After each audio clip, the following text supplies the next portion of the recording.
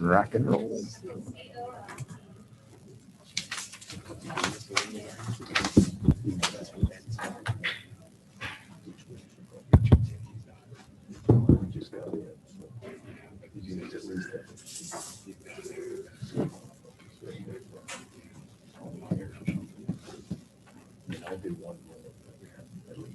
Video unavailable. Why?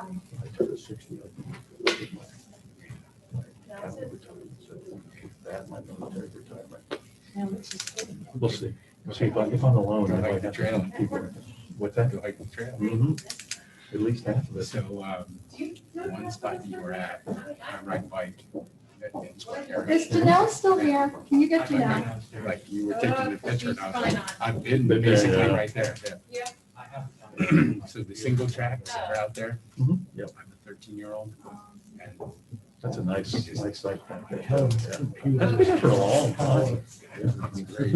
And we're. Well, it's saying we are live streaming. I got It's saying we are. Know how it works. So, Can you see the red button on your computer? Because it's not on. Yes, it says live. Okay, Yeah. Then we are live. all right. so, Tell Cheryl she doesn't need to go. She needs to get the Wi-Fi password for Helen, his wife. I heard It's that's not working. getting hella shoes. Oh my God. It's awesome. Okay. It takes a little, I think managing. we're ready. When I first get there, I have to say, okay, you're gonna not be able to do that. You're gonna, and they're kids, so they just go with it generally. In due time. Huh. Yeah, I heard it's getting hella shoes. Which is great. I think the front board didn't approve that. And we're live streaming. Yes, we are live streaming. Good evening, it's November 5th, 2020. Welcome to Lebanon City, our first budget hearing for the 2021 budget. All of City Council is present. Mayor? Okay, here we go. Turn this over to you. So in preparing the 2021 general fund budget package, just to let you know, we do have 3 unions. So the majority of our employees are represented by one of these unions. Our police department's represented by the Fraternal Order of Police, fire is represented by the International Association of Firefighters, and in our public works department, which includes crossing guards in the police department and inspectors in the public safety department, are represented by ASME. So all 3 of those contracts were negotiated in 2017 or 18, and their expiration of those contracts are until the end of next year. So this budget would be that contract. So when we're comparing the 2021 general fund budget to the 2020 budget, I'm going to go through like a comparison of the budgets. So in our general fund, our largest revenue source is our earned income tax. And this type of income tax is levied on residents' earned income. So whether someone owns their home or rents, they would be liable to pay earned income tax to the city of Lebanon. Our receipts have ranged from 2.93 million in 2008 to 5.7 million in 2019. So 2019 was like our best year. So due to the financial impact of COVID on businesses and individuals' income, our earned income tax revenue is projected to decrease in 2020, 2021, and 2022. The payroll protection program and other aid has lessened this negative impact. But according to a report, which I talked about this at the last council meeting, that was prepared by the Brookings Institution, it's projected that local income tax revenue would decline by 4.7% this year, 7.5% next year, and 7.7% in 22. However, they also said there's going to be a lot of variation among the states depending on variations in unemployment rate, the type of unemployment insurance benefits that particular governor is extending to his residents, the importance of non-wage income to the tax base. So a lot of those things can change these percentages. I like to be, for those of you who have worked with me over the years, I tend to be a little bit conservative because I don't like to be caught off guard financially. And that has helped us over the years build up excess revenue, which has been our saving grace this year and hopefully for next year, because we had a nice excess revenue built up that has been able to accommodate the loss of projected income. I don't like the thought of having to lose all of that because I like that comfort of knowing that if something that we haven't planned for comes up, we're protected. But we do also have some money in capital reserve fund, which prior to my taking office, we didn't have a reserve fund, but we've been able to build that up, that it's a couple $1 million as well.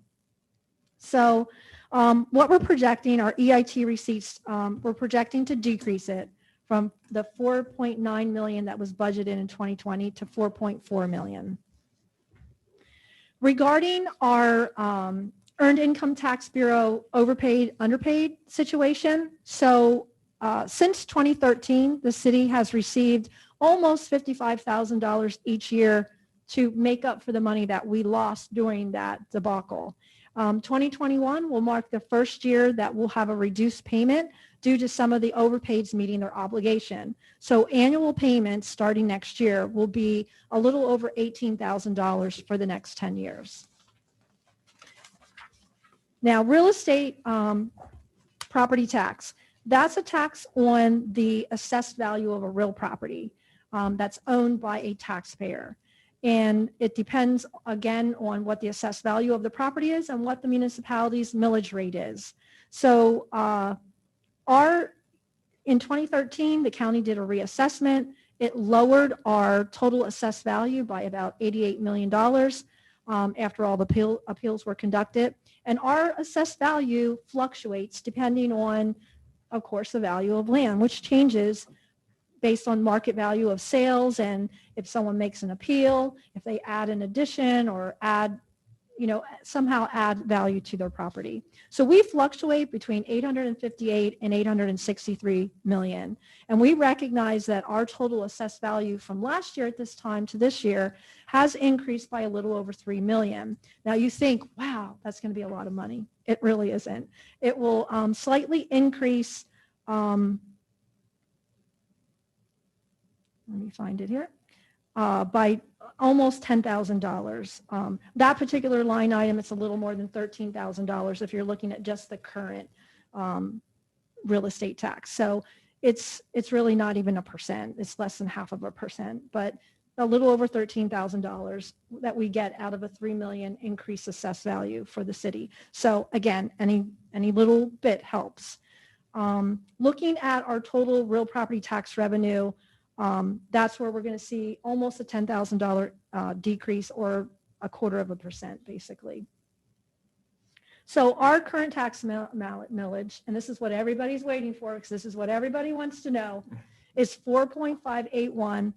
And in the 2021 budget, we're proposing to not increase taxes.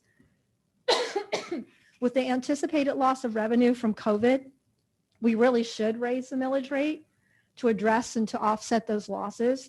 But I really don't believe, and I'm not proposing this to you because I don't think it's in the best interest of our taxpayers at this time, based on everything else that's happening potentially in their lives with loss of revenue, maybe a loss of a job. This would represent the 6th year, and that's something that we really need to be proud of because there are not a lot of cities that go 6 years without raising taxes. So I think we need to be commended for that. The hard work of all the people behind me, individually in their departments, everything that they do, listening to me say, pay attention to your budget, pay attention to your budget. Why are you over by $1? I'm joking here, but I mean, we really use our budget and make ourselves live within our means. And that's really important. And again, is how we're in the situation that we are today. So for the owner of a home who has an assessed value of a little over $103,000, they would continue to pay to the city $473. This type of tax is our second largest revenue source. So if we move down to our real estate transfer tax, this is tax on the sale of real estate. It's a levy of 1%. It's shared equally between the school district and the city. And this revenue source has substantially decreased from a high of more than $328,000 in 2005 to our low in 2013 of just $125,000. So this tax receipt fluctuates depending on the number of high valued properties sold and also on the total number of properties sold in the city. So looking at the land sales for this year so far, The city has performed better than budget. And so we're going to increase our 2021 budget number to $225,000, which is about a 12.5% increase. So looking at all of our enabling taxes, well, I should touch on our local service tax, sorry. Our local services tax is assessed on each employed individual by the municipality in their place of employment. So it is a tax levied on someone who is working in the city of Lebanon. They don't necessarily need to reside here. And this is a combined rate for the city and the school district. The total tax is $52 a year, $47 comes to the city, and $5 goes to the school district. Now, we experienced a significant decrease in this tax in 2008, and that was due to a change in the law regarding income exemption for anyone earning less than $12,000 a year did not have to pay it. This revenue source, for whatever reason, is very difficult to predict because it fluctuates a lot depending on employer reporting and payments. This revenue source also has been affected by COVID, and based on monies that we've received thus far in 2020, utilizing our receipt schedule for 2019 that Helen puts together for me, taking into account the projected loss of revenue from COVID, we're proposing this to decrease to $300,000 for next year's budget. This revenue source is our third largest revenue source in the city.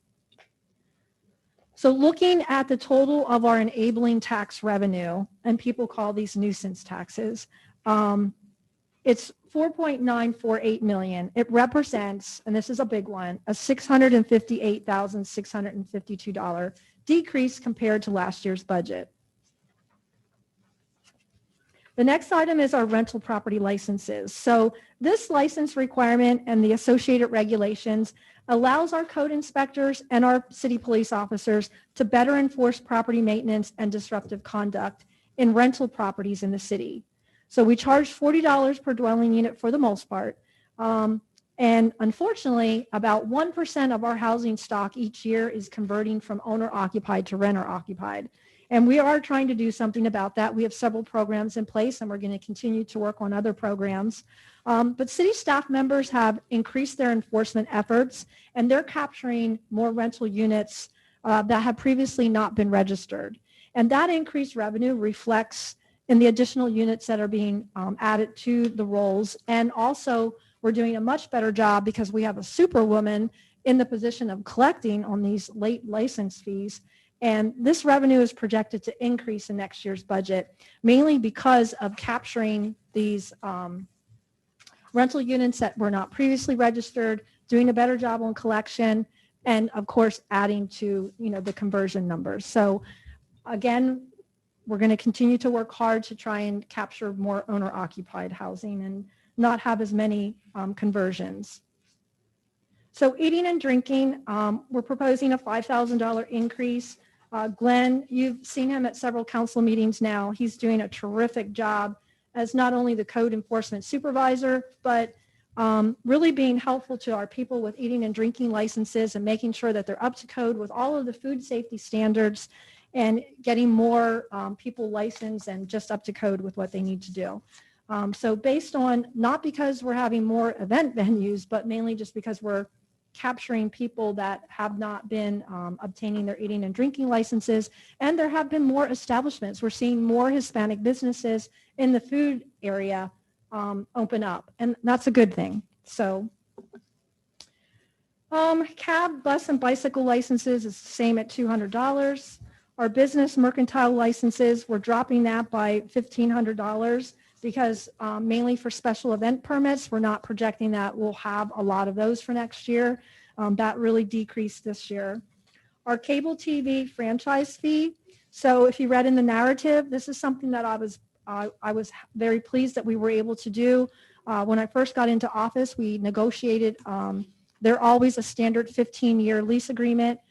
We negotiated a new one that changed the definition of gross revenue, and we were able to add in additional sources of revenue that we would get credit for, and it was able to bump up the revenue that we get from Comcast as a franchise holder by about 46%. So that was pretty huge. Unfortunately, over the last couple of years, cable television subscribers are leaving Comcast at a faster pace, and that's reflecting the impact of the consumer shift from traditional TV services to online channels and streaming services. So we project this revenue to continue to decrease based on consumer use.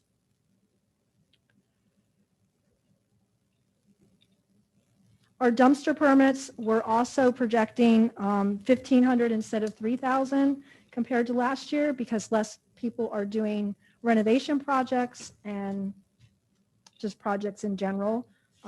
We believe because of the loss of income or because of COVID and not being able to get contractors. Our street and road encroachment, we're also decreasing that revenue by $10,000 to $15,000. Mainly because a lot of the utility work for the next phase of the paving, which we've put in a proposal to PennDOT to change, instead of going Walnut Street Phase 1, Cumberland Street Phase 2, and then 10th and 9th Street, we asked them to move Cumberland Street to the end because we want to continue to try and apply until they get sick and tired of us applying and just grant it to us because they're tired of us. I'm just joking, but we want to still provide ourselves an opportunity to try and get a grant to get that streetscape improvement project done on Cumberland Street. I truly believe that's like the added little touch that we need for the revitalization to give that brand new appearance of our downtown, that it's clean and fresh. And I just think that will just help spur additional economic vitality in the downtown. So I've run out of time. If we keep Cumberland Street on as Phase 2, we won't be able to do it. It's basically too late. So we're bumping the phases. So 72, there won't be as much utility work that's needed. So we think in general, a lot of the UGI conversions, that's starting to go down. So that's why we're decreasing that line item. Shade tree permits, $200. So our total license and permit revenue is decreasing by a little over $3,000 for a total of $588,400, and it's basically a 0.5% decrease. So moving to fines and forfeits.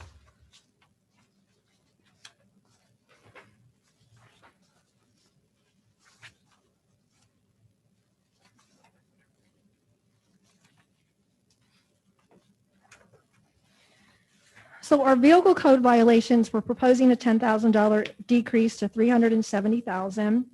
Our ordinance violations by police decreasing to $72,000 from $80,000. Our ordinance violations in public safety remaining the same at $18,000. Our on-site tickets for public safety the same at $20,000.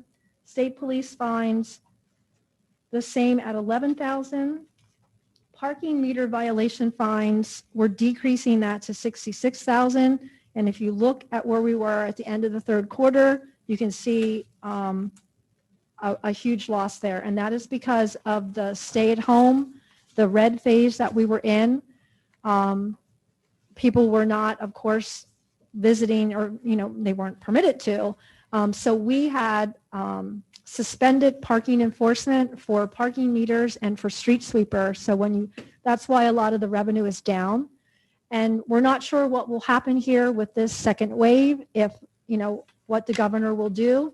And additionally, even if we stay the way we are seeing less people in the downtown. They're not necessarily, I'm not saying everyone, but it has decreased the number of people that are doing sit down and like hanging out in an establishment or visiting retail. And we did lose some businesses. Now we've had a couple new businesses open, but we have lost some retail as well due to COVID.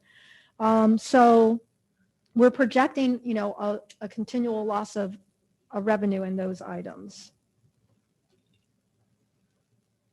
So our restitution, decreasing that to $3,500 from $5,000, and the impound vehicle fee remaining the same at $50, which we really haven't used that in recent years. So we're looking at a $27,500 loss, or 4.7%. decrease in revenue to $560,550. Our interest and rents. So interest has really gone down. I think, Helen, did it start in August? What month did we start to notice the huge?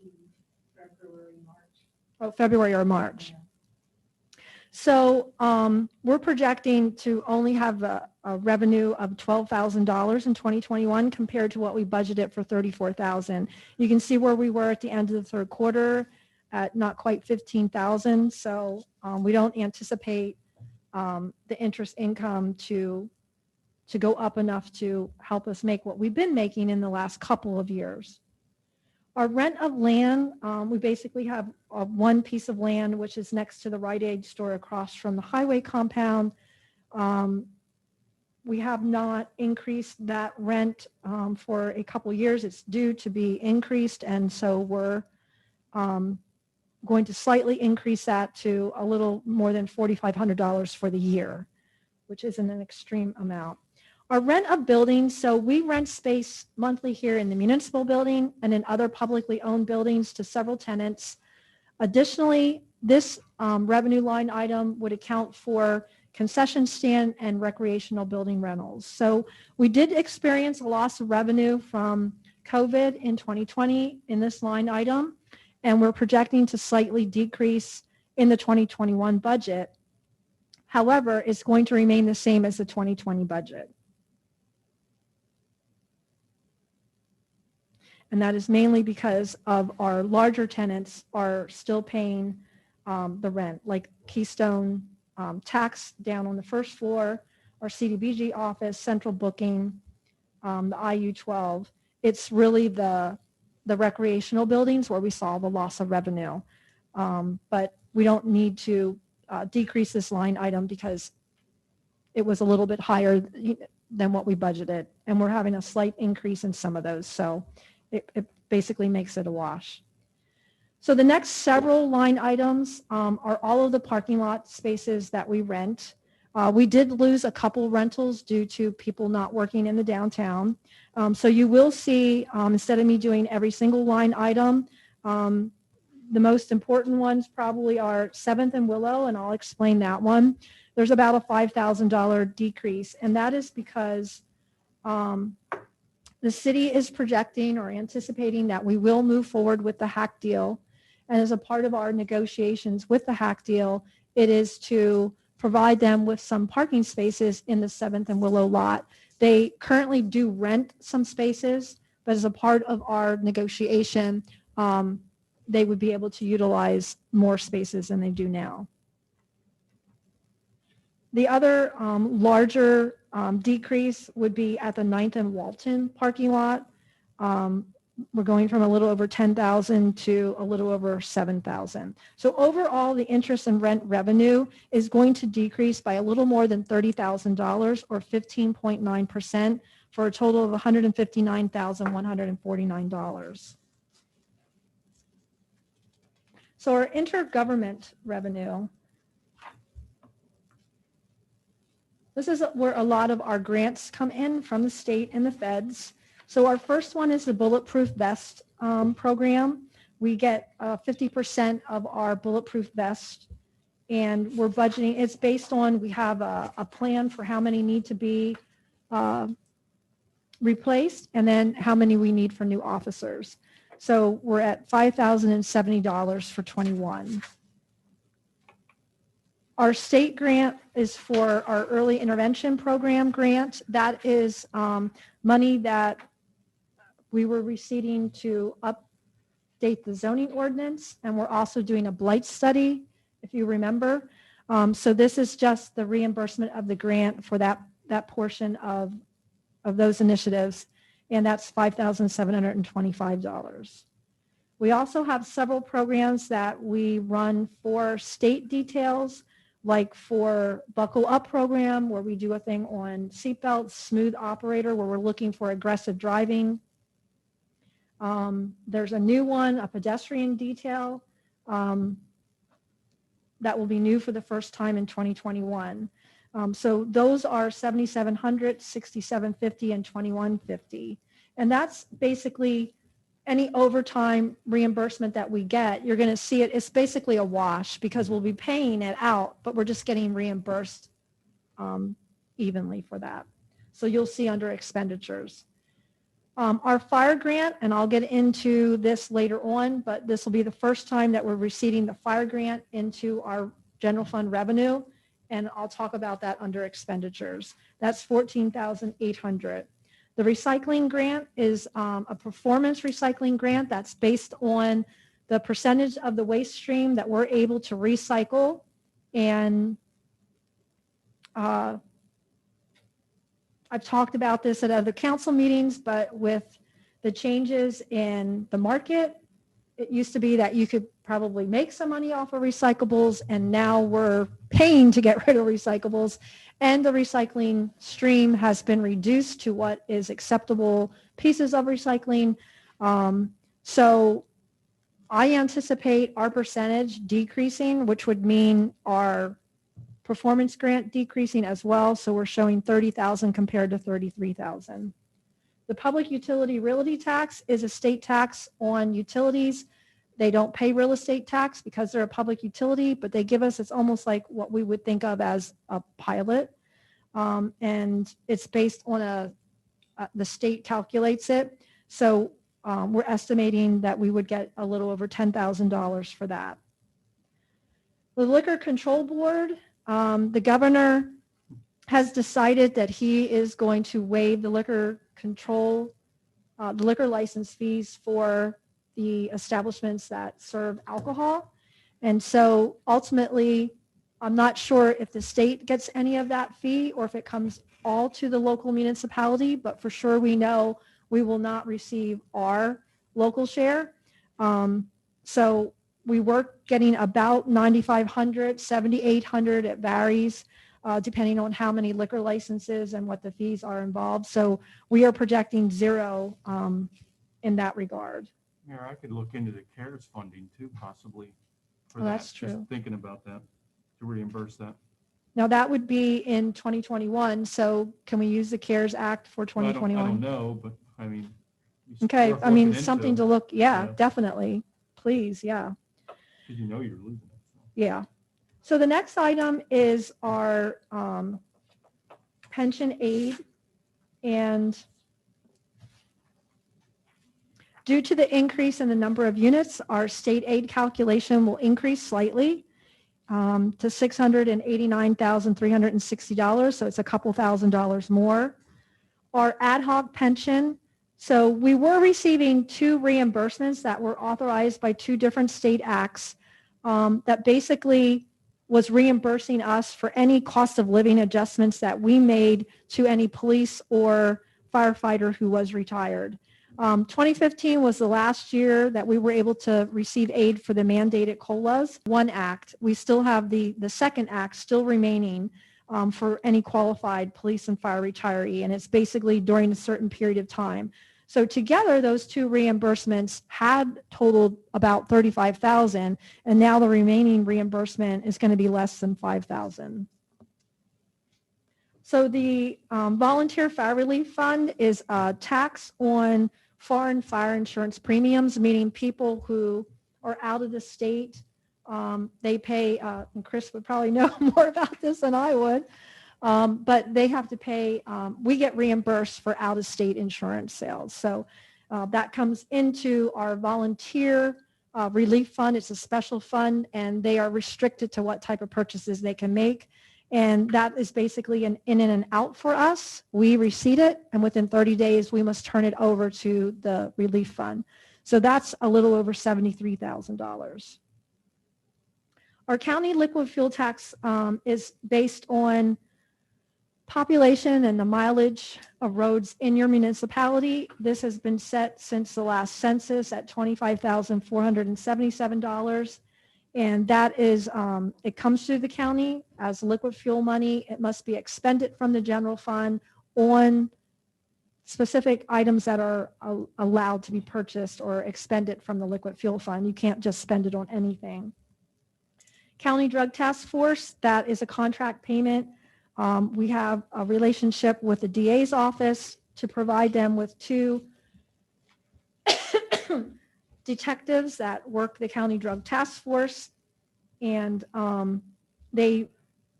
it's 2 of our employees, and the county gives us $5,000 towards their cost of keeping them on as employees.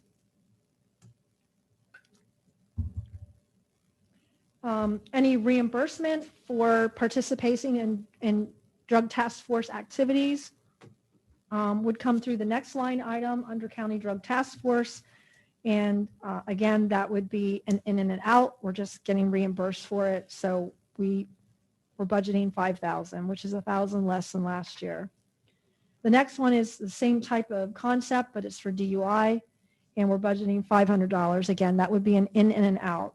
And then our payment in lieu of taxes is for our nonprofits, local churches and other nonprofits that want to contribute what they would pay out if they were taxable or a percentage.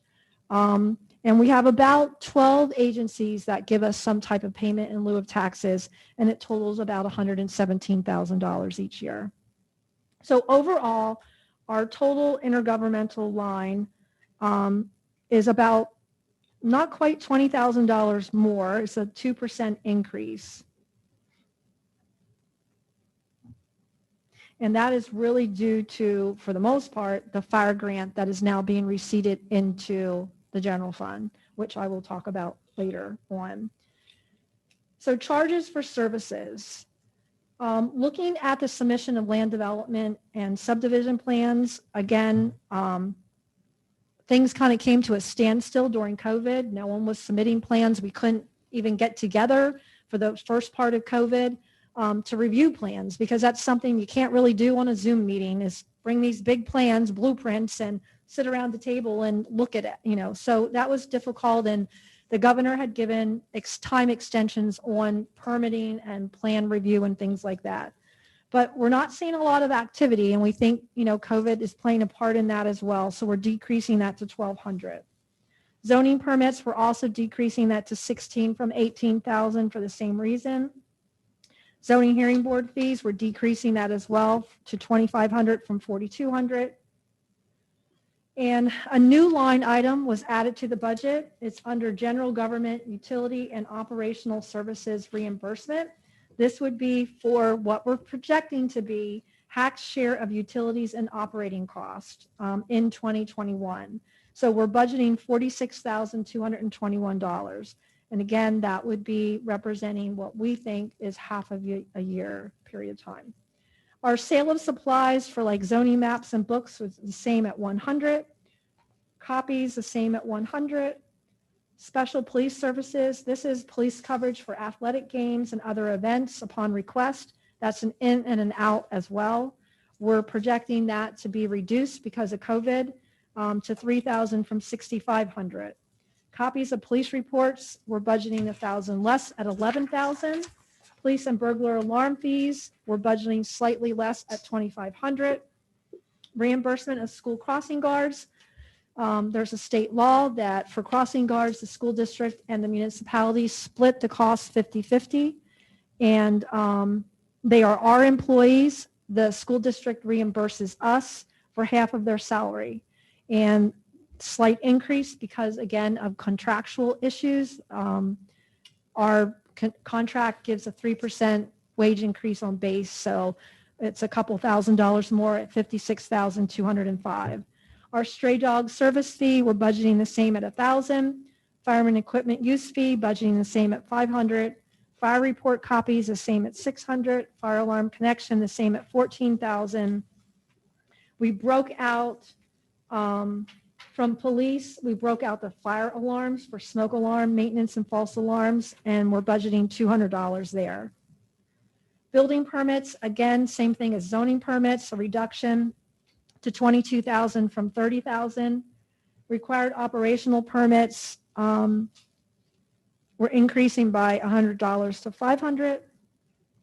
Our buyer notification certificates, we're budgeting the same at 14,000. Condemnation lift fees, we're increasing that because since Glenn has become our code enforcement supervisor, there's really someone in there that can really be focused on the things that part-time inspectors just didn't have the time to do. They were just working on the complaints and trying to address those issues.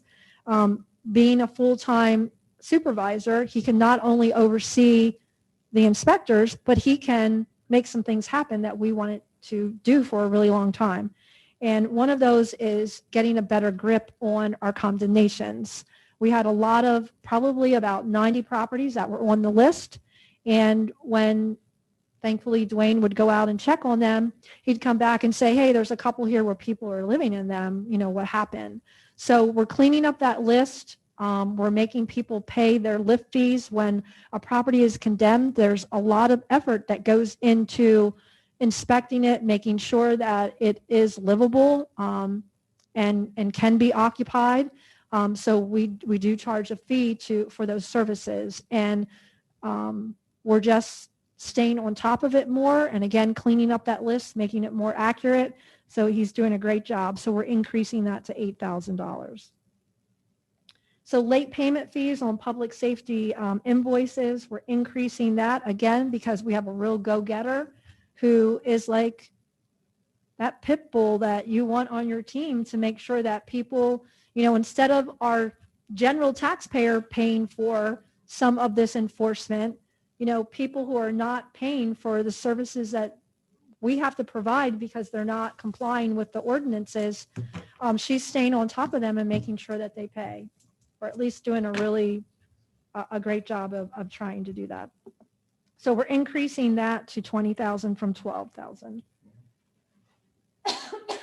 Our payment for contracted services, this is decreasing to $7,000 from $13,000.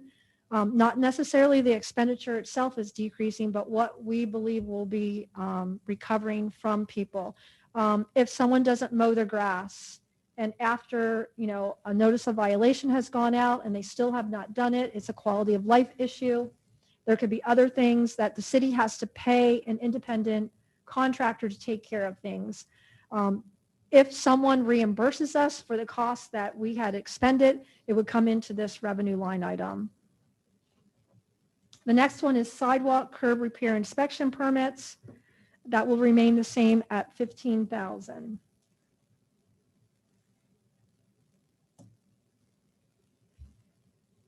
All of the parking meters, you can see there's going to be a slight decrease, again, because of COVID and less retail operations, people staying at a parking meter for an extended period of time.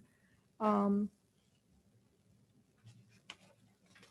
you go to the next page, our special parking permits are for meter permits, handicap parking, special parking permits for hack, and we're proposing, compared to the 2020 budget, that would be an increase of $1,000 to $8,000, and that is mainly, we think, because of the handicap parking permits. Our solid waste collection and disposal fee is for the trash center at 8th and Walton. It's going to remain the same at $3,600. Our sale of recyclable materials will be the same at $15,000. Our recreational property daily rentals, which are basically pavilion rentals and garden plots and renting the Optimus building, again, we believe that there will be a decrease because of COVID to $1,500 from $4,000. And then our camping permits, we think based on what the governor did this year, that most likely we'll probably have like opening day of trout. And that's when we see most of the camping permits at Stavers Dam is for that big event. So we're budgeting the same at $1,500. Overall, the total charges for services is going to decrease by $20,492 or 5% decrease. I also want to point out that you will see $0 for swimming pool fees because, again, after the public meetings that we've had, I think everyone is knowledgeable that the pool must be demolished because of it's an above ground pool. It was built with steel rebar, thank you. And the concrete was constructed around that, and the interior rebar is rusting and the concrete is falling off in chunks, and there's no way that you can like simply patch that. You would have to remove all of the concrete from the rusted rebar and then rebuild it. So you would have to rebuild the pool. So it's not economically feasible, financially feasible to do that. So regardless of how attached we may be to the pool, unfortunately, it has outlived its life expectancy. It will not be open in 2021. Everyone's aware. The public should be aware of one of the items that we were able to replace for recreational, meeting the needs of our residents, and that was with the bicycle playground, which Wayne checks on it like I think every day. I know Dan, visits it, himself. I think he probably enjoys it more than his child, but it's being used heavily. People are really enjoying it, and I think it was the right move. I really do.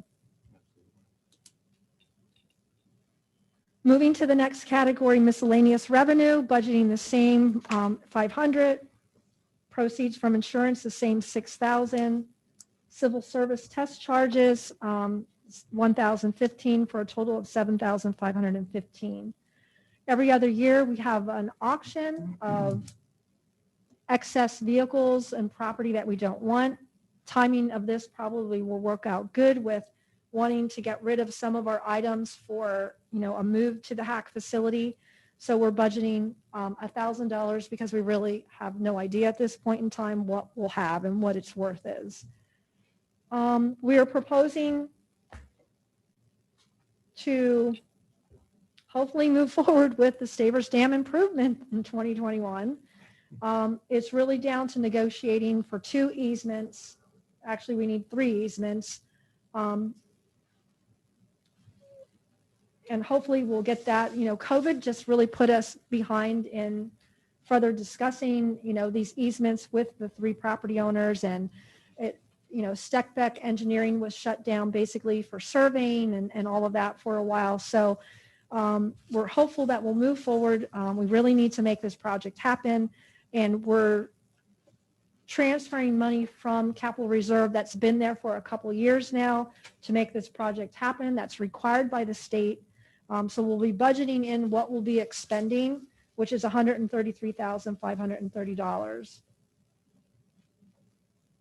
We're also reimbursing from our CDBG funding for additional patrol time in our north side and enterprise zone areas, and that's the same at $96,000. So total transfers from other funds, other city funds, is about $8,680 more for a total of $229,530, or a 3.9% increase. So looking at our total general fund revenues compared to the 2020 budget, our overall revenues proposed to decrease by $719,084. That's a 5.74% decrease from the 2020 budget. So that is pretty significant.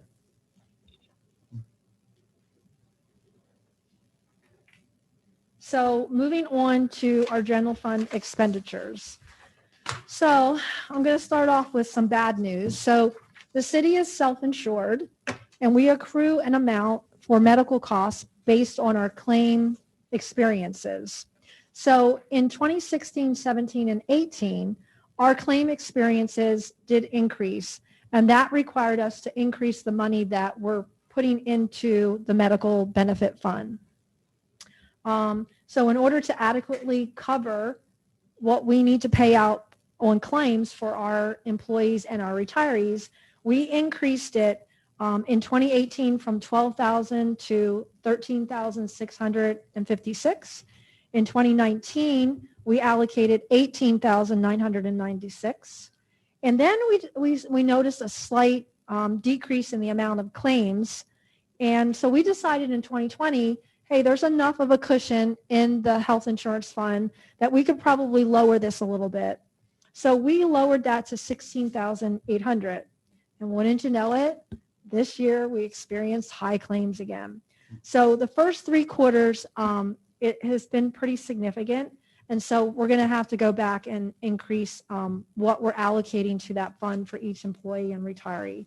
So we're proposing to increase this to $21,350, which represents a 27% increase. That gets divvied out per each division in each department. So I'm talking about it here in the beginning because you won't see like that big number in one chunk in one line item. It will be spread throughout each department. So in our administrative department, we start with executive. So for the mayor and my benefits, I do not take city's health insurance. The way the home rule charter is laid out, I would get the same benefits as other city employees, but I don't need that medical insurance. So it is remaining just a $40 increase, which is basically the difference in the workers' comp premium. So it'll be $73,569. Legislative for council, council members receive $2,000 each year. Don't blow that all at one time. That is remaining the same at $10,000 total. Workers' comp insurance, we're budgeting $32, and that's a long discussion we won't get into tonight. But general expenses, we had budgeted last year for the video and sound recording equipment in council chambers. That equipment has been installed. We're using it tonight, so we will not need to make that purchase. So we're going back to pre-equipment line item total of $500. And then legal services, we're budgeting $1,000. So it's $3,468 less than last year's budget at $11,532. So our legal services next year will be a negotiation year for the 3 contracts. So we'll be paying more hours for labor, consultant, and our city attorney increased slightly. So we're going from $82,800 to $104,000. It's going to be a little more than a $21,000 increase or a 25% increase. And again, that is mainly due to negotiating 3 contracts. So to explain for the rookies on board how we handle the salary and benefits, we split out, when you look in the management line item and you see a dollar figure, that's not the total cost of that employee's salary, because we break it out into administrative leave, vacation, and sick based on past year's experience. So you would have to add up the regular salary line, the administrative leave, the vacation, personal, and sick leave to get the total salary compensation package for that employee. So again, for contractual employees, it's a 3% increase on base, and that was based on contract negotiations several years ago. What we do, similar to what the county government does and other governments, is we extend the same base increase to the employees that are not a part of the contract so that it's fair and consistent across the board. And we usually use the ASME contract for the non-contractual employees. So I'm going to go down to office supplies because that's the next item that's not a part of the salary and benefits.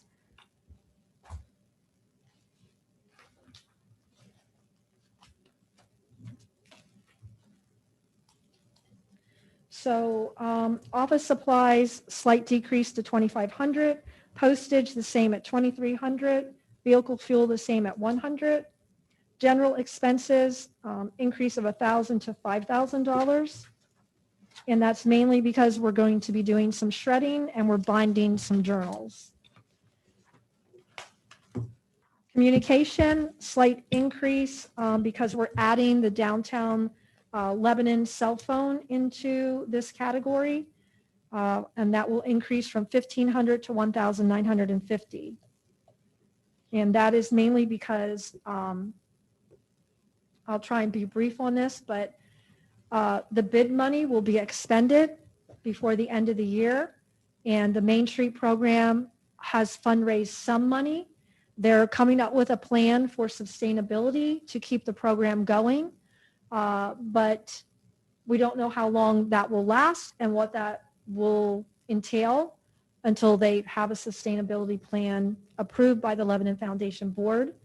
The city has agreed, or I'm proposing, to pick up the cell phone and any website charges so that we can keep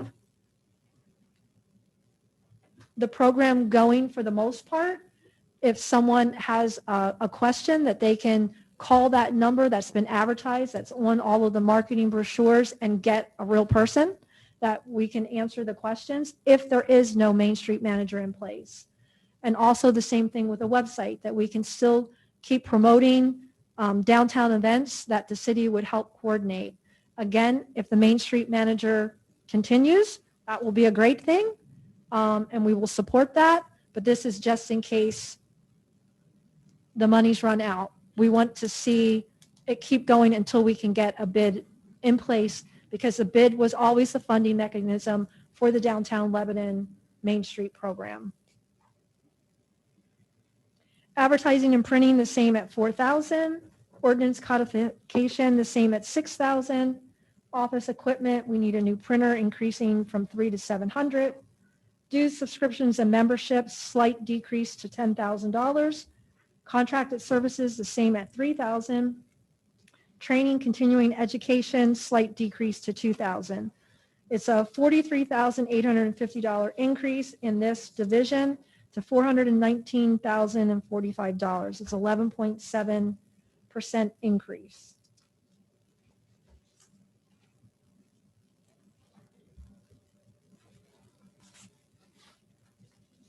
And that is mainly due to the medical benefit increase.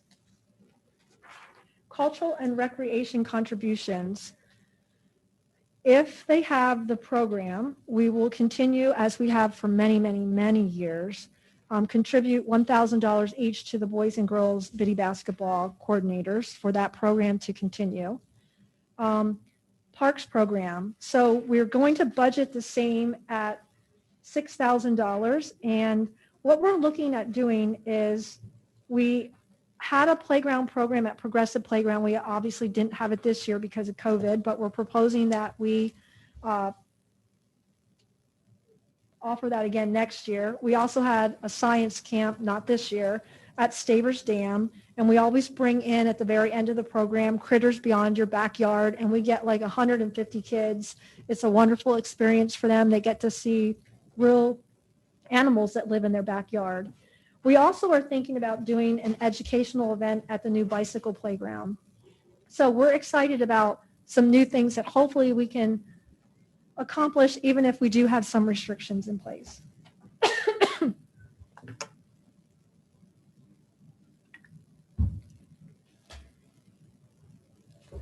We're still proposing to contribute the $3,500 to the fireworks. In Coleman's Park, it's going to represent a decrease of $5,000, and that's mainly because Coleman Park Board had asked for additional assistance last year of $5,000 for help with tree removal. They have a lot of trees that need to be addressed. They're dangerous. So we were able to help them out with that. But now this year, for 2021, we're proposing to give the base amount, which is $46,000. The library, same contribution. We had increased it this budget year to $33,000, and that would remain the same. And then we give contributions to military and civic organizations, like for the Patriot Day concert, the Memorial Day parade, the multicultural festival. That's going to remain the same at $1,750. Youth government has not been held for 5 years. We're proposing to eliminate that from the budget. So our total cultural and recreation contributions would be a $5,300 decrease to $92,250, or a 5.4% decrease.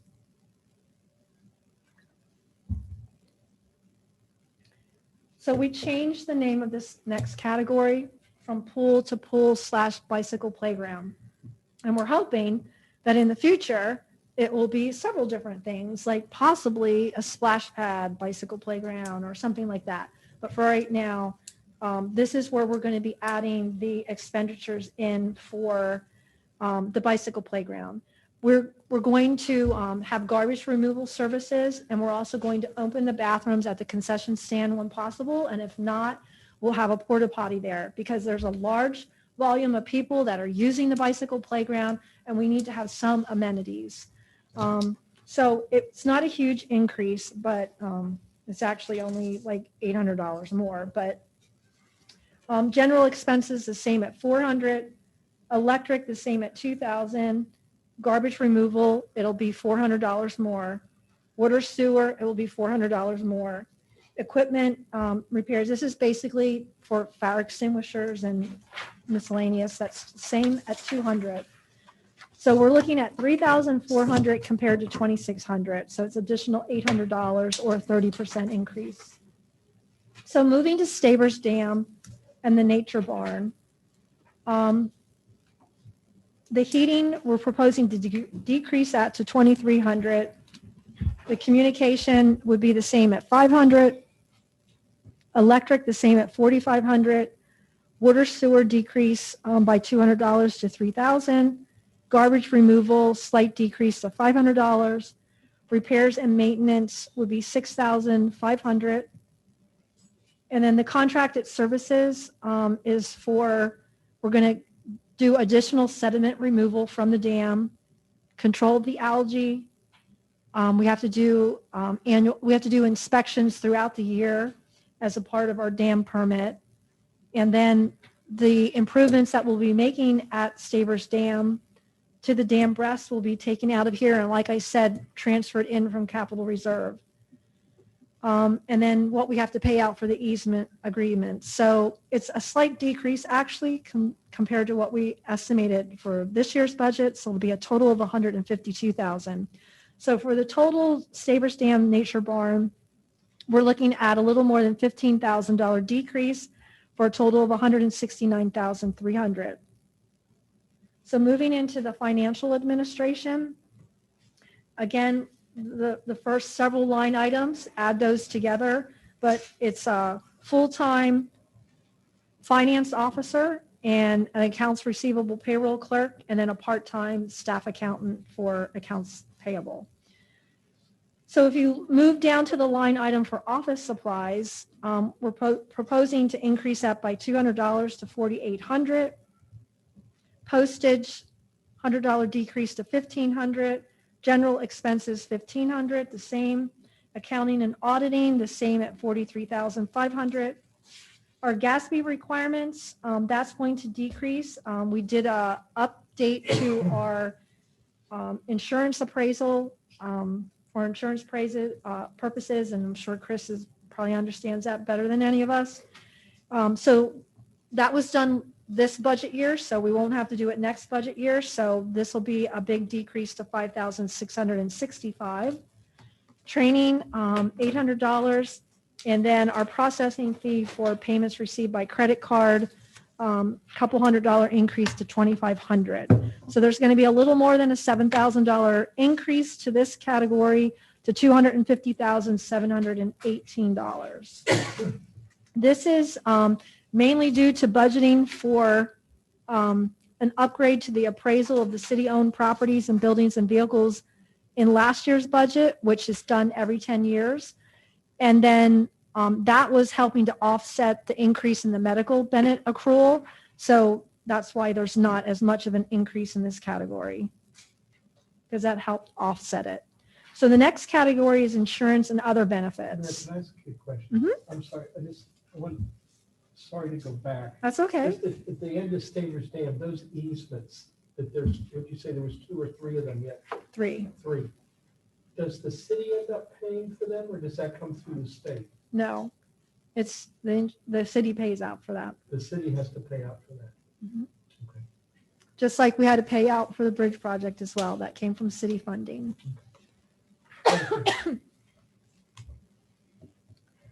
Okay, so insurance and bonding. This is all of insurances like commercial, general liability, auto, the fire workers' comp, unemployment compensation.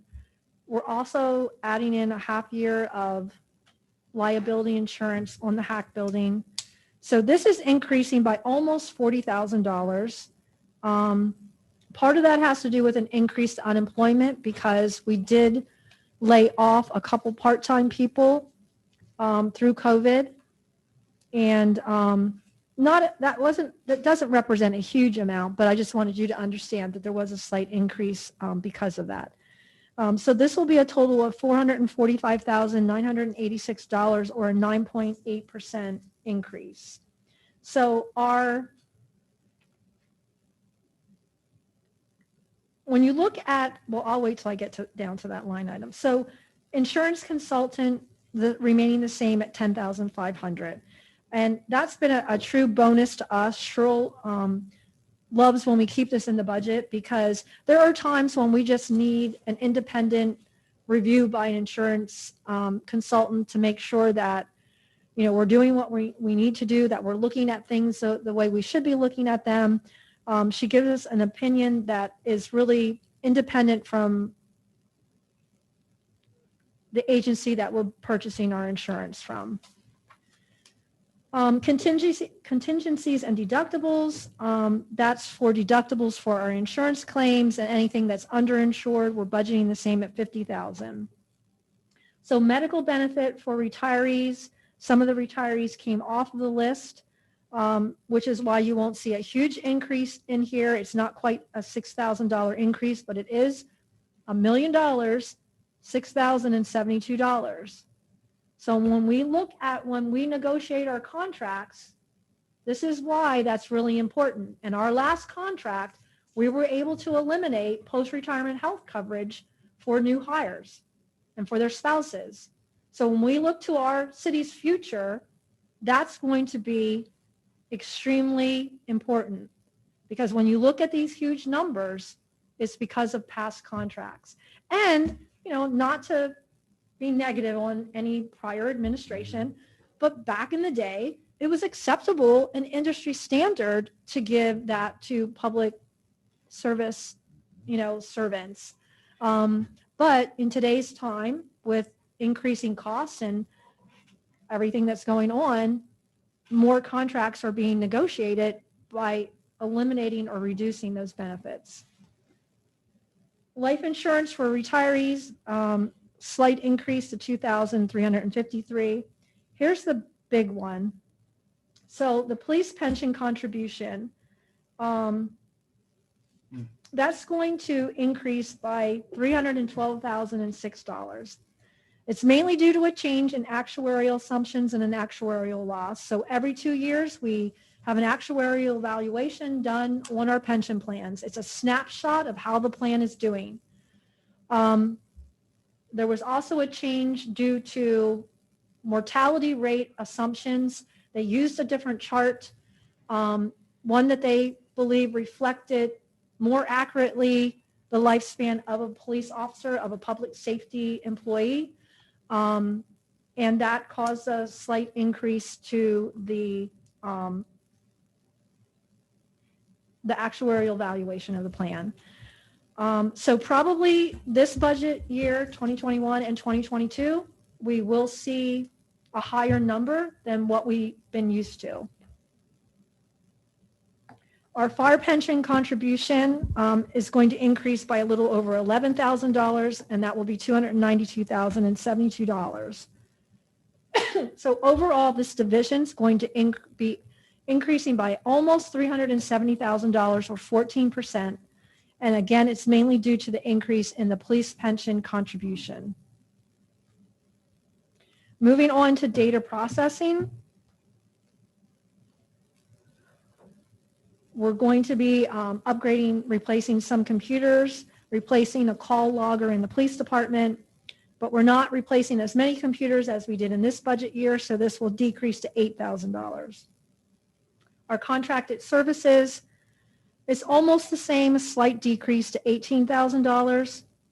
we're going to have a $17,000 increase to our software maintenance agreement because we need to update our current version of Microsoft Office because it's no longer supported after this year. Additionally, our accounting package that we use for our accounts payable, accounts receivable, permitting, code enforcement, that's going to require this update as well. So the cost of that upgrade is $18,541 for all of our computers. It was cheaper to buy the lump sum package rather than pay the monthly fee because you recoup it after a 2-year period of time, and we keep our computers longer than 2 years. So it was better than paying for it over several years. It would have cost more money. So we're kind of biting the bullet on that. So there will be an increase of, for the division total, 11,584 or 18.53% increase. Our real estate tax collection, the commission that goes to the county for sending out the bills for us will remain the same at a whopping $3,900. And the commission on delinquent taxes, slight decrease. This is based on a formula that Helen generates, 13,803. General expenses, $100 increase to postage because postage is supposed to be going up next year to 3,500. It's a division total of 21,203, which is almost the same. Debt repayment. So you will see a new line item for a bond that we believe, again, that will move forward with the hack and moving city offices to the downtown. So in anticipation of that occurring, we will be taking out a long-term bond to pay for that move. And we believe for next year that would be $65,000. Our county bond that we share with the county for the HVAC improvements that were done in this building next year represents the last year. The term is up, and that will be $31,188 or a decrease of a little more than $37,000. Our TRAN is something that we do every year. It's our, like Helen likes to call it, our insurance policy for if we run into a snag with our cash flow. Also, taking on a big project like hack, that we may need to use it for that. We don't know. But it's there in case we need it. A slight increase of a couple $100 to $9,300. So total debt will increase from $77,325 to $105,488. It's a little more than $28,000 increase or 4%, and that is due to, again, anticipating the purchase and moving forward with the hack facility. Total administration department expenditures is $4,215,994. It's an increase of $436,242 or 11.5% increase. It's mainly due to the increase in the contribution to the pension for the police pension fund. That is the main reason. Now, we usually stop here. But I think, We're running ahead of time. yeah. So what do you want to do? Do you want to stop? Or do you want to keep going a little bit? I think we've planned everybody's plan for 2 hours, haven't you? We can Yeah. get through 201, all the rest is salaries, Yeah. so they'll go real fast. Okay. You guys are, everyone's good? Chief? Yeah. Fine. You're in the hot spot. Are you ready? Yep. He feels like he's no longer a rookie. He's back in the corner. Can't Chief just write a check to close the pension gap? Yeah, I don't know why he can't. All right. So looking at the salaries and benefits, I'm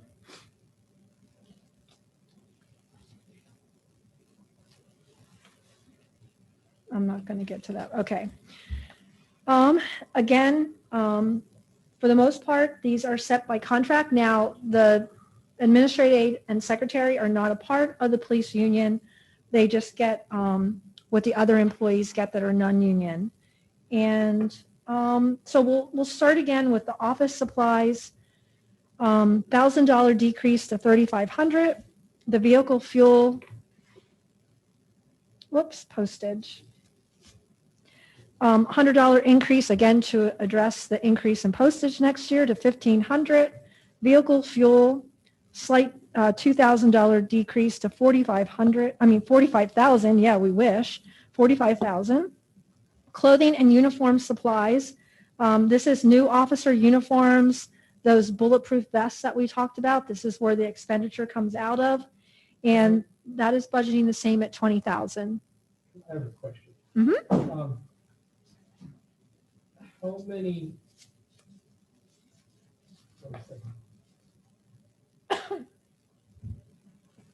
No, I'll forget my question. Go ahead. Okay. I'm sorry. That's okay. General expenses, same at $2,500. Operating supplies, $500 increase to $5,500. The ESU team, budgeting the same at $2,000. Vehicle repairs to the police vehicles, budgeting the same at $20,000. Okay, so the next line item is a new line item. It may or may not happen. It depends on if we receive a grant or not. But this would be for body-worn cameras. Based on everything that's happening today, more and more police departments are getting body-worn cameras. There are several reasons to acquire body-worn cameras.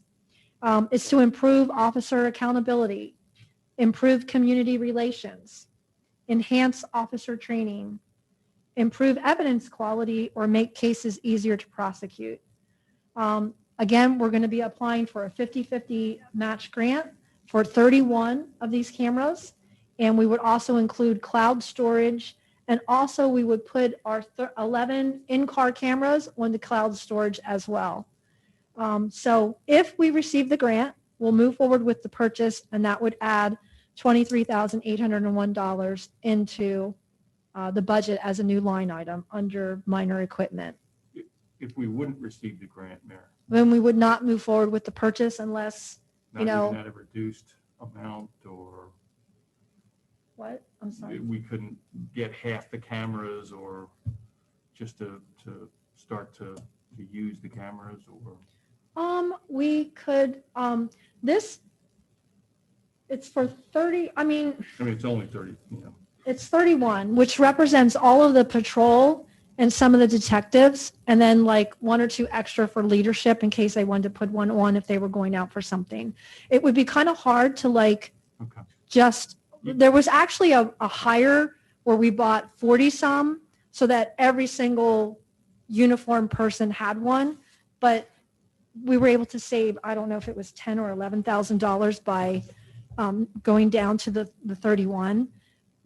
Could we hold that over in reserve then if we didn't get the Yes. grant to make it up the next year? So Yes. Chief, do you know There's also a offhand? charging rate issue, okay? If you don't have enough cameras, when one officer is turning over to the next officer, Sure. the camera won't be charged for their use. Okay. And Chief, do you know what the usage is countywide for cameras on other departments? I'm just more nosy than anything. I'm gonna probably get this wrong, but I'm going to guess that I believe there's only one other agency currently using body cam. Okay.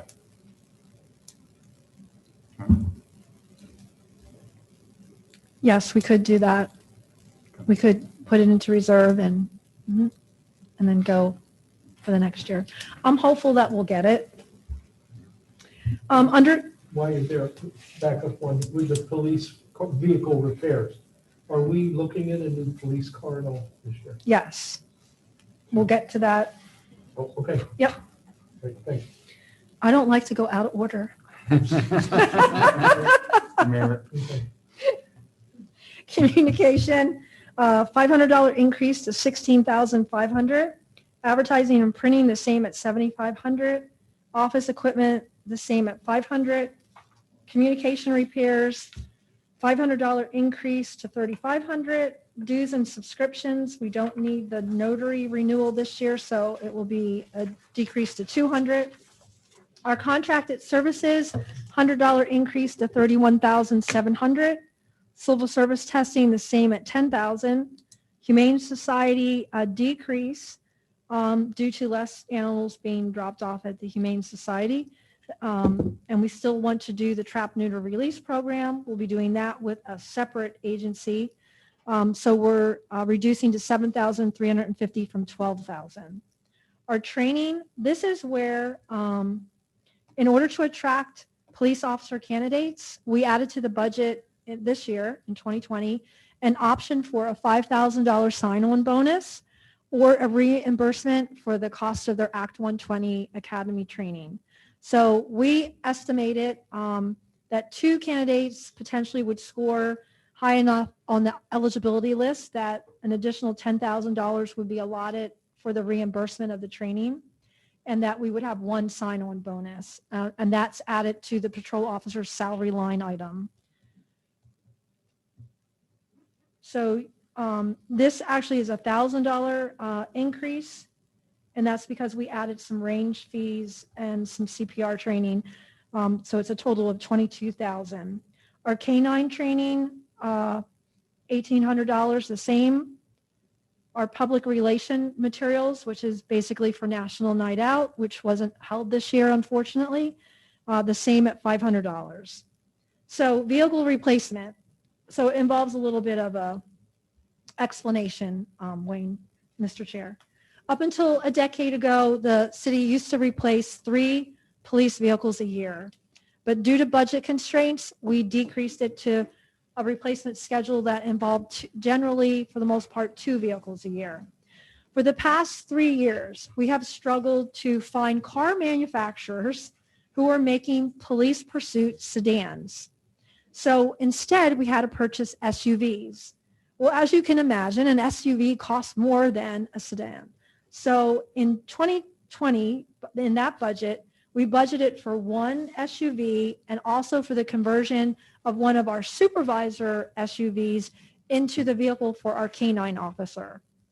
In this particular budget for next year, we're proposing to budget for 1 SUV, but if you remember when Wiley was here, he wanted us to put $30,000 into capital reserve to help us with the purchase of another vehicle.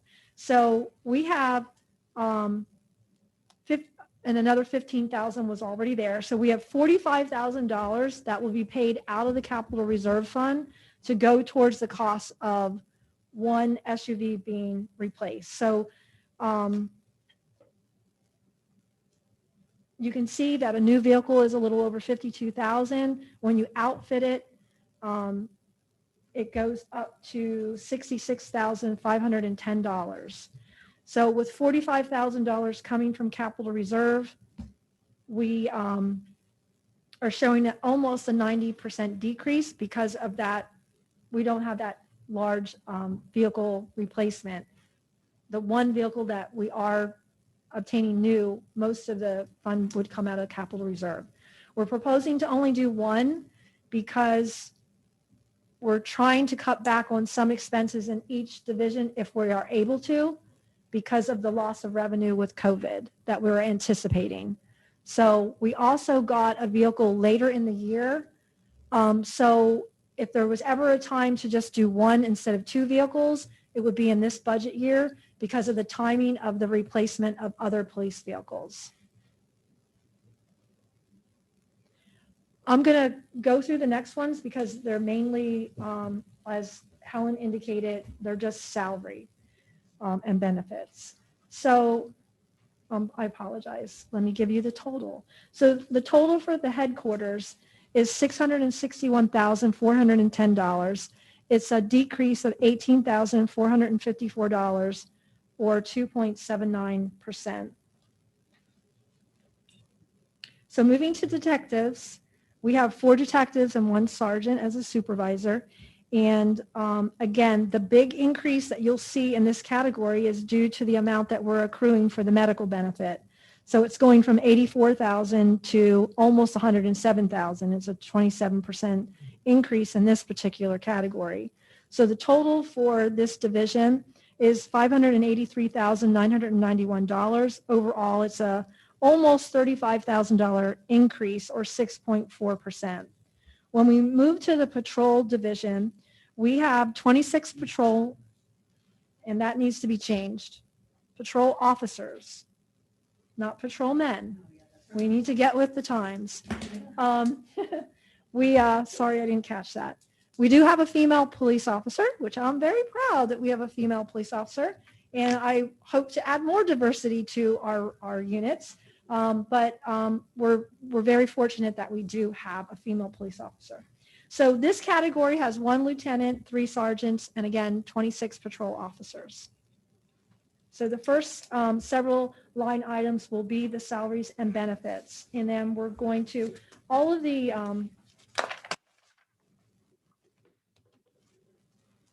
drug task force, overtime, DUI, the seatbelt, buckle up, all of that, you can see where it says a revenue account number. Those are those in and outs that I talked about under revenue.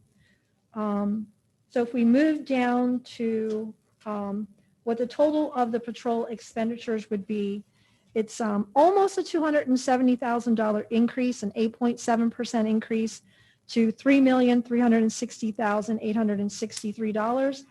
The main reason for that would be the increase in the salaries of the 3% and the increase in the medical benefit that's being accrued. It went from $504,000 to $640,500. Moving to record clerks, there's 1 employee there, the record clerk, and that's a total of $52,715. It represents a little more than a $5,000 increase, or 11.3%. Again, that's mainly due to the increase in salary and the increase in the medical benefit that's being accrued. The next category is support services. That is supposed to be 1 lieutenant, 1 sergeant. But until we replace all of our patrol officers, we have the captain's position not filled right now, and we have 2 lieutenants. They're basically, if you want to call them, captains in training. Until we fill the other positions and then start promoting, then we'll make a decision at that time. Our total support service expenditures is an additional $15,000, or $270,947, 5.9% increase, again, mainly due to the same reasons. The next division is a city county narcotics team. It's an increase of $16,654, or 8%, for a total of $221,049. Again, the increase is mainly due to the same reasons. We have a humane officer. That's to transfer the dogs and cats to the Humane Society. And that is a $48 increase, or 3%, to $1,631. The last category is our educational services. This is where the school crossing guards come in. And although they are part-time employees, they are part of a union contract, and they do get some benefits, as you can see laid out in the budget. It's a $3,375 increase, or 3%, which is basically the increase to their salary, for a total of $112,411. Overall, the total police department expenditures will increase by $326,746. It's a 6.6% increase, for a total of $5,265,017. And that is mainly due to the salary increases. The accrued amount for medical is the main reason.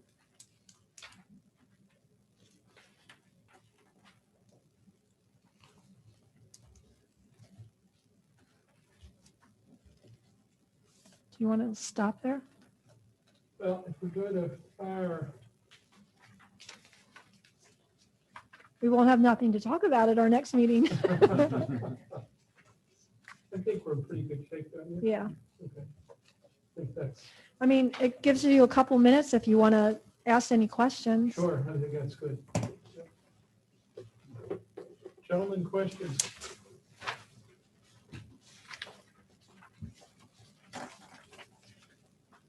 And we'll put Dwayne on the hook, so. Mayor, if you have to add, like, when you talk about the transfer taxes, real estate transfer taxes, is it possible for the city to add, like, administration fees to, like just for a property that transfers in the city? Like a $200, I mean, when you're buying a $250,000 house, the last thing you look for is a $200 fee. You know what I mean?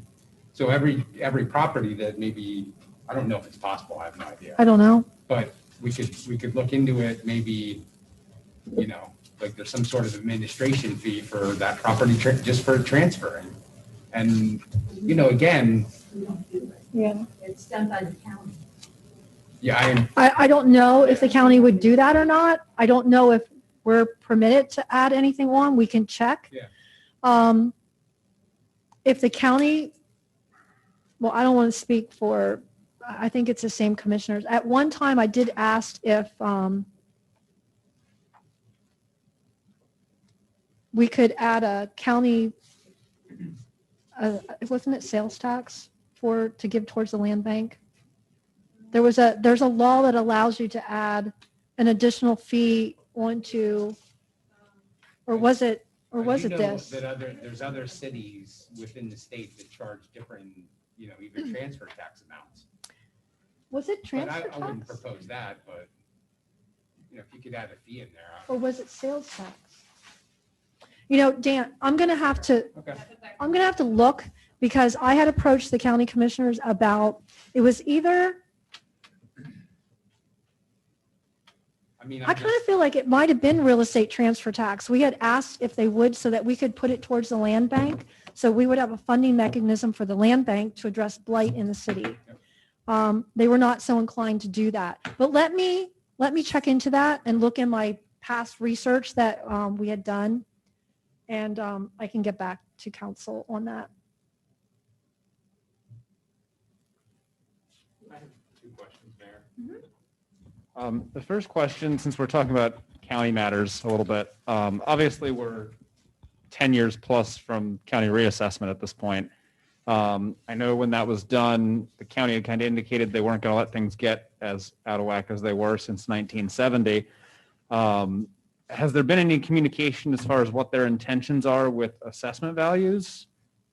No. Okay. I know, I agree. In 2012, when we had a big countywide meeting, that was one of the things that they said they wanted to keep on top of it. I don't know if they're doing that. They're supposed to.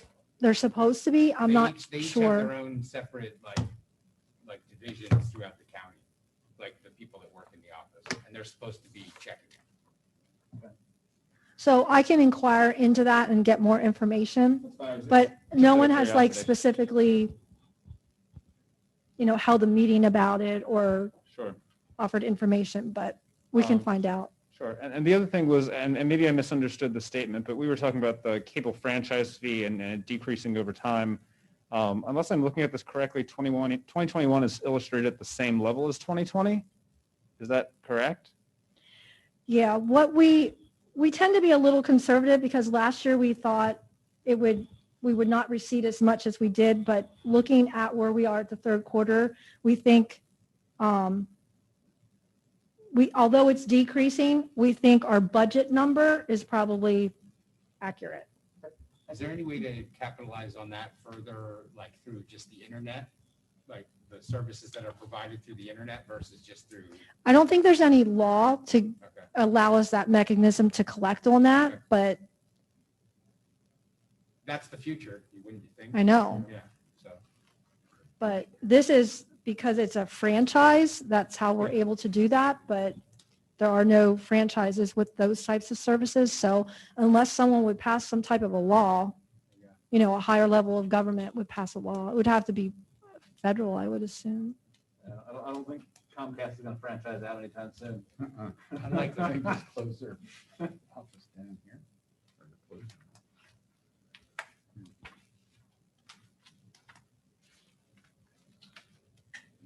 the monies that we put back that we're using toward the new police SUV, would it be advantageous for us to continue that each year to defray the cost of these? Well, each year, $65,000 is incredible. How yeah, can they sell you a police car, police vehicle, and then say it's still another 10,000 to fit it up? You know, it's not even, You're radio. yeah. yeah, your cage, your radios. Would it be advantageous? Because every year we're purchasing it, I would say no. Now, we tried that approach in a different way by leasing, and Yeah. Yeah. It didn't work. no. Okay. Okay.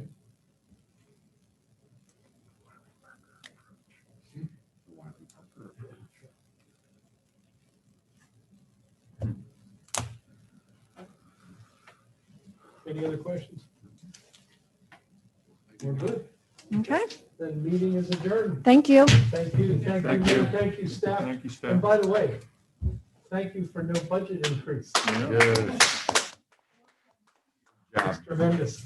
Be the big